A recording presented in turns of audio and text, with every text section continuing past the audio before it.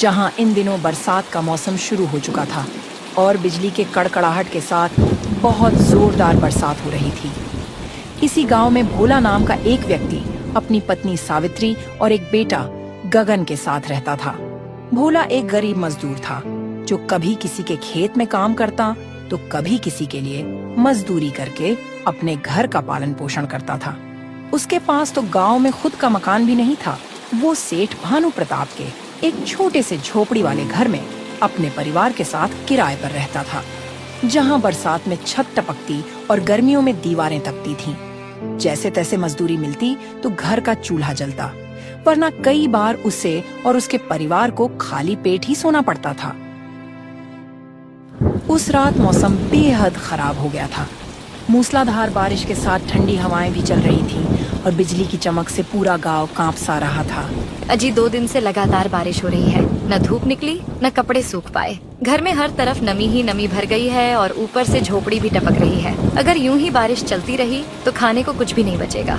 सावित्री, तुम ठीक कह रही हो, लेकिन अब करें भी तो क्या करें? खेत भी पूरी तरह पानी में डूब गए हैं। अनाज की बोरियां भी गीली हो गई हैं। हमारे पास जो थोड़ा बहुत दाल चावल था वो भी खत्म हो चुका है और सारी लकड़ियां भी भीग गई हैं। इसीलिए चूल्हा भी नहीं जल पा रहा। और हाँ, क्या तुमने सुना? जोखन चाचा कह रहे थे कि बारिश कम से कम 20 दिन ऐसे ही चलती रहेगी। अगर सच में ऐसा हुआ तो ना तो गांव के रास्ते खुलेंगे और ना ही बाहर से कुछ लाया जा सकेगा। ऐसा तो मत कहिए जी। अगर इसी तरह पानी गिरता रहा तो हम खाएंगे क्या? घर में अनाज का एक दाना भी नहीं बचा है। लकड़ियां भी भीगी पड़ी हैं। चूल्हा जल नहीं रहा। पेट की आग तो जैसे अब सहन ही नहीं होती। और गगन का तो और बुरा हाल हो रहा है। न कोई उधार देने को तैयार है, न कहीं काम ही मिल रहा। अब तो भगवान ही हमें बचाएगा। इसी तरह बारिश लगातार पड़ती रही। उसी गांव के बाहर घने जंगल में एक पुराने गुफा में एक वृद्ध साधु तपस्या करते थे। उनका नाम आत्मानंद था। वह वर्षों से तपस्या में लीन थे। कई दिन बारिश पड़ने के कारण पूरा जंगल पानी से भर चुका था। अब पानी धीरे धीरे गुफा में भरने लगा था। पानी की बूंदों से वह भीगने लगे थे और उनका ध्यान भटकने लगा था। हे प्रभु, इस शरीर में अब शक्ति नहीं बची, लेकिन तेरा नाम ही मेरा बल है। मैं अपने तपस्या को नहीं तोड़ूंगा, चाहे कुछ भी हो जाए। महीनों से साधु ने कुछ विशेष अन्न नहीं खाया था। केवल कंदमूल और जल पर जीवन बिता रहे थे। लेकिन अब बरसात का मौसम तेज हो चुका था। हर दिन वर्षा और ठंडी हवाएं शरीर को तोड़ रही थीं। एक दिन जब जंगल पर घने बादल छा गए, बिजली चमकने लगी और मूसलाधार बारिश शुरू हो गई। उनका गुफा पानी से भरने लगा था और साधु कांपने लगे थे। शरीर थर थर कांप रहा था। अब उन्हें समझ नहीं आ रहा था कि अब वह क्या करे। हे प्रभु, अब मुझसे नहीं हो पा रहा। शरीर टूट चुका है। मुझे अब सहायता की जरूरत है। अब लगता है कि गांव जाकर गांव वालों से मदद मांगनी पड़ेगी। आखिरकार वर्षों की तपस्या को त्याग कर साधु ने गांव की ओर जाने का निर्णय लिया। वह तड़कती बिजली और तेज बारिश में अपनी गुफा को छोड़कर गांव की ओर निकल पड़ते हैं। उनका हाथ पैर ठंड से जकड़ चुके थे। वह चलते चलते गांव में आ जाते हैं। खानपुर गांव में खूब बारिश हो रही थी, लेकिन समय के साथ लोग स्वार्थी और कठोर हो चुके थे। साधु वहां पहुंचे, भीगे हुए, कांपते हुए और थके हुए। अरे देखो देखो, इतनी तेज बरसात में कोई साधु ढोंगी बाबा आ रहे हैं। इन लोगों को सिर्फ मांगने खाने की आदत है। अरे ढोंगी महाराज, आपको बारिश तूफान नजर नहीं आ रहा है? आप अपने ढोंग से मांगने और खाने चले आए। आपको मालूम नहीं कि सारे गांव के लोग बारिश और तूफान से परेशान हैं। चारों तरफ त्राही त्राही मची है। इतनी बात सुनकर साधु बाबा बहुत दुखी हुए।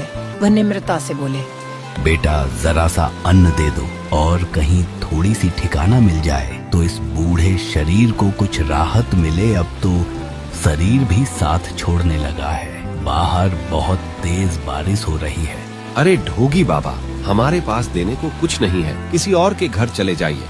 फिर साधु बाबा वहाँ से चले जाते हैं दूसरे दरवाजे पे मदद मांगने।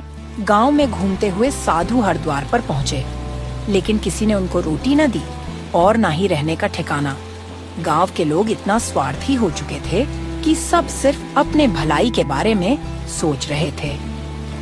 साधु बाबा निराश मन से बारिश में भीगते हुए वहीं एक पेड़ के नीचे बैठ गए।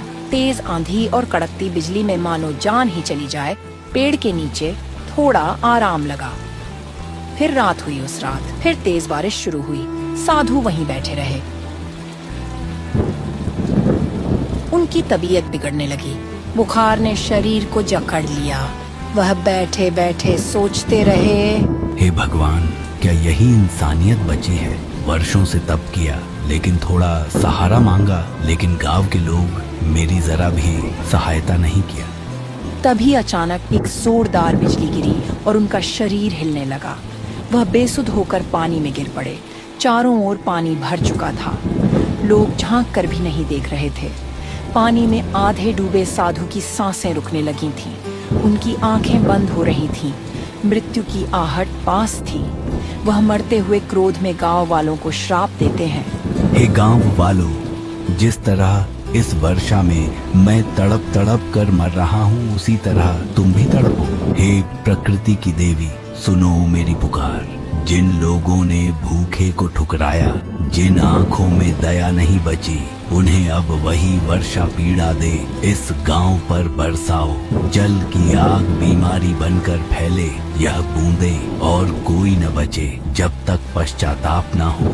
इस गांव में अब वर्षा कभी न रुके जब तक पश्चाताप न हो, जब तक मानवता न लौटे। और फिर साधु आत्मानंद ने अंतिम सांस ली। बिजली चमकी और तेज आवाज के साथ तेज बारिश होने लगी।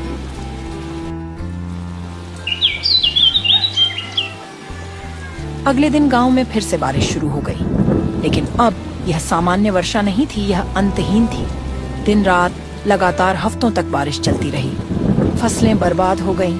यह बारिश थम ही नहीं रही थी और फिर जैसे तैसे 3 दिन बाद बारिश रुक जाती है। बारिश रुकते कुछ गांव के लोग साधु के पास जाते हैं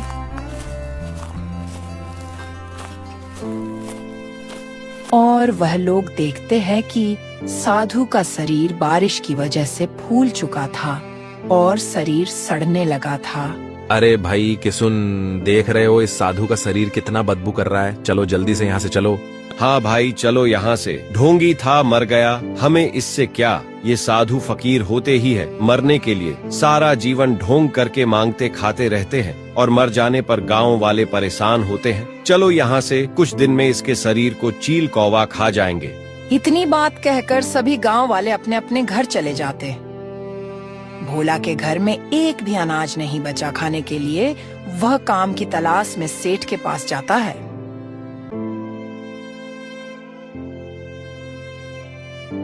सेठ जी, आपके पास अगर कुछ काम हो तो बताइए। मैं कुछ भी करने के लिए तैयार हूँ। पत्नी और बेटा का भूख नहीं देखी जाती।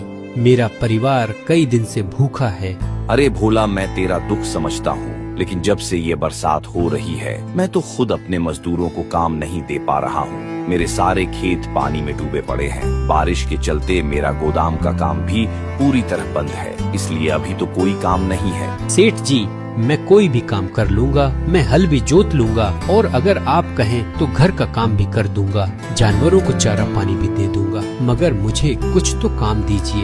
घर पर मेरा परिवार भूखा है। सेठ जी, अगर मुझसे कोई गलती हुई हो तो मुझे माफ कर दीजिए, लेकिन मुझे कोई काम दीजिए। अरे नहीं भोला, मैं मजबूर हूँ। बारिश से पूरा फसल बर्बाद है, मुझे माफ कर भोला। लेकिन तू चिंता मत कर, जैसे ही बारिश थमेगा तो सबसे पहले मैं तुम्हें ही काम दूंगा। भोला निराश होकर जैसे ही अपने घर की ओर निकला ही था कि बरसात फिर से शुरू हो जाती है। अरे भाग्यवान, मैं अभी बाहर से सुनकर आ रहा हूँ कि अगले 10-12 दिन तक लगातार बारिश होने वाली है। मेरे को तो कुछ समझ नहीं आ रहा है कि मैं क्या करूँ, कहाँ से घर का राशन लाऊं। आप क्या कह रहे हो जी? 10-12 दिन अगर ऐसे हुआ तो हम क्या करेंगे? हमारे घर पर तो इतने दिनों का अनाज नहीं है और ऐसी बारिश में आपको कहीं काम भी नहीं मिलेगा। आपको तो पता ही है कि घर की हालत कैसी है। कोने कोने से पानी टपक रहा है। अब तो बर्तन भी भरते जा रहे हैं। हाँ सावित्री, मैं समझ रहा हूँ तुम्हारी परेशानी। मैं भी जानता हूँ कि इस टपकते छत के नीचे हम कब तक टिक पाएंगे। अगर ऐसी ही बारिश होती रही तो कोई न कोई बीमार भी पड़ सकता है। अब तो देखो जी, बारिश और तेज हो गई है और ये छत तो अब लग रहा है जवाब दे देगी। और एक तरफ से ये बारिश परेशान कर रही है, दूसरी तरफ घर में खाने को अनाज नहीं है। हमें जल्द से जल्द कुछ न कुछ तो करना ही होगा। पिताजी, क्या हम भूखे ही मर जाएंगे क्या? इस बार हमारे गांव पर क्या आपदा आई है? लगता है कुछ बुरा होने वाला है। क्या हम लोग इसी तरह भूख के मारे एक दिन मर जाएंगे? पिताजी, आप इतना गरीब क्यों हो? अगर हम अमीर होते तो आराम से घर में पकवान बनाकर खा लेते। हाँ बेटा, अब तो मुझे भी डर लग रहा है। कहीं अगर ऐसी ही बरसात बढ़ती रही तो ये छत गिरकर नीचे ना आ जाए। हमें कुछ ना कुछ करना तो पड़ेगा।